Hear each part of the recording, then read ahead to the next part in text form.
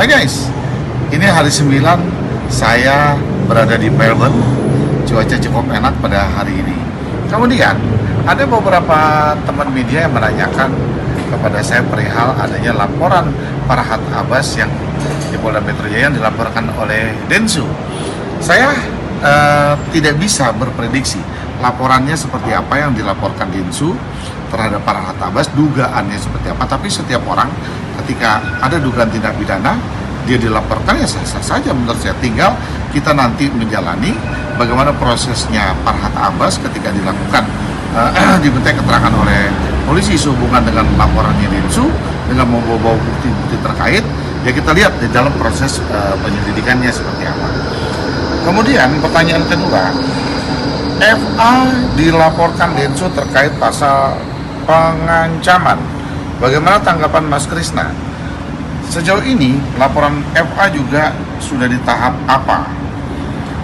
Saya kalau melihat ya bahwa pasal pengancaman yang dilaporkan oleh Densu, kalau ini benar, seperti apa yang diancam oleh Farhad Abbas kepada Densu? Misalkan apa sih kalimat hajar gitu ya, misalkan ada kalimat hajar seperti kemarin. Kan sebelumnya ada tulisan yang tai itu, kemudian Farhad tidak suka, Farhad bilang kalau lu kasar, lu bagaimana dengan gua hajar lu. Nah, lalu setahu saya juga kalau orang terancam, dia diintimidasi dengan ancamannya itu, dia merasa ketakutan, lalu berbahaya untuk kehidupannya dia, berbahaya untuk dirinya dia, sehingga dia meminta perlindungan hukum kepada polisi, sehingga dia melaporkan bahwa itu pengancaman.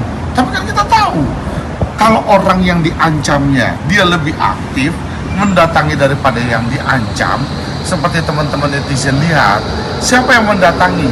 Nah, lalu keluar setelah didatangi, dia bilang bahwa sudah clear ya, sudah oke ya, semua ya. Nah, kan proses pengancamannya di mana? Gitu loh. Proses pengancamannya itu di mana kalau dikatakan sudah clear, sudah oke, dia sudah mendatangi. Lah yang aktif itu siapa? Yang diancam atau yang mengancam? Ya kita lihatlah apakah sah-sah saja, namanya proses laporan penyelidikan, kita akan ikuti bagaimana prosesnya, ya kan? Lalu kemudian laporan Farhad Abbas di Polres Jakarta Selatan yang saya juga ikut mendampingi dalam laporannya itu kan telah dilaporkan adanya ujaran kebencian terkait menyangkut masalah ras dan sebagainya ya, yang ada kalimat apa sih, kecabut pedangmu, kan kau punya burung, kau cabut pedangmu, apalah ya, kan kalimat seperti itu sedang berproses di Polres Jakarta Selatan. Kami pun juga sedang menunggu tahapan selanjutnya untuk dimintai keterangan sebagai pelapor. Ya biarkan itu nanti berproses berjalan. Sampai sejauh ini semua masih on the track berjalan dalam proses laporannya di Jakarta Selatan. Kemudian poin ketiga, info terbaru, Densu melakukan polling terhadap donasi yang sebelumnya diperuntukkan untuk kesembuhan Agus. Tanggapan Mas Krisna seperti apa? Nah, saya bingung. Donasi ini, polling ini dibikin tuh oleh siapa? Ataukah terlegitimasi polling tersebut? Ataukah ada lembaga yang mengesahkan dalam polling tersebut? Ataukah bagaimana? Saya juga nggak paham. Polling ini dibuka tuh untuk siapa? Misalkan, kita lihat dulu dong data akurasinya. Katakanlah yang mendonasi atau yang memberikan sumbangan kepada Agus, misalkan 100.000 orang, kan semua terdata dengan perincian yang jelas, dengan bukti yang jelas, lalu diadakan polling. Kita pun diberitahukan bahwa polling tersebut terdiri dari 80.000 orang. Nah itu kan memenuhi syarat untuk dilakukan polling. Nah kemudian kalau misalkan polling itu nanti hasilnya, misalkan hasilnya A atau hasilnya B atau hasilnya C, ya silakan aja kalau kalian berani menjalani daripada hasil polling ini. Toh juga udah jadi laporan polisinya yang dilaporkan Farhad Abbas terhadap yayasan dan terhadap pihak-pihak terkait kan sudah dilaporkan oleh Farhad Abbas. Nah kalau hasil pollingnya kalian berani jalani itu sesuai dengan hasil pollingnya, silakan aja, maksudnya nggak ada masalah, monggo aja. Cuman nanti ya kan kita lihat seperti apa kalau kalian menggunakan dari hasil polling itu lalu dilanjutkan ya kan oleh kalian ya, kita lihat aja seperti apa. Keempat, menurut Mas Krisna, polling seperti ini akurat nggak? Saya katakan tadi, dari mana kita bisa menilai akurasinya? Nah, kan akuratnya seperti apa? Saya juga nggak tahu bahwa ada lembaga polling di Indonesia yang mengesahkan. Saya, sepengetahuan saya, mungkin keterbatasan saya dalam pengetahuan, saya nggak pernah tahu ya.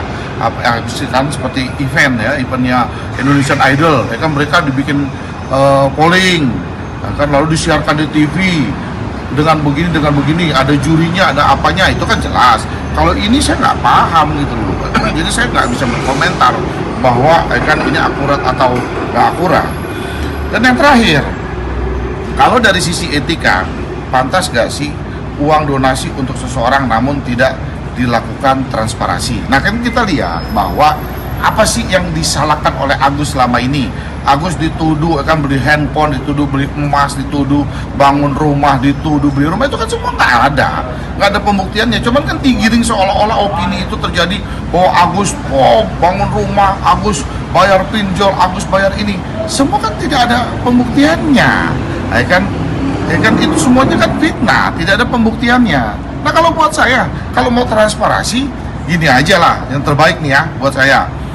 Nanti kita lihat nih hasil, ya kan, minta hasil mutasinya Agus, berapa yang melakukan donasi dan sebagainya, ya kan, kembalikan aja dulu ke donatur, ya kan, suruh yayasan atau suruh pihak yang lain mengembalikan itu uang kepada donatur satu persatu, ya kan, berdasarkan mutasinya, ya kan, dari rekeningnya Agus. Nah, kembalikan aja ke semua ke donatur-donatur itu. Setelah itu baru diadakan polling kembali. Cocok nggak begitu? Itu saran saya ya. Oke, salam Krisnamurti dari Melbourne.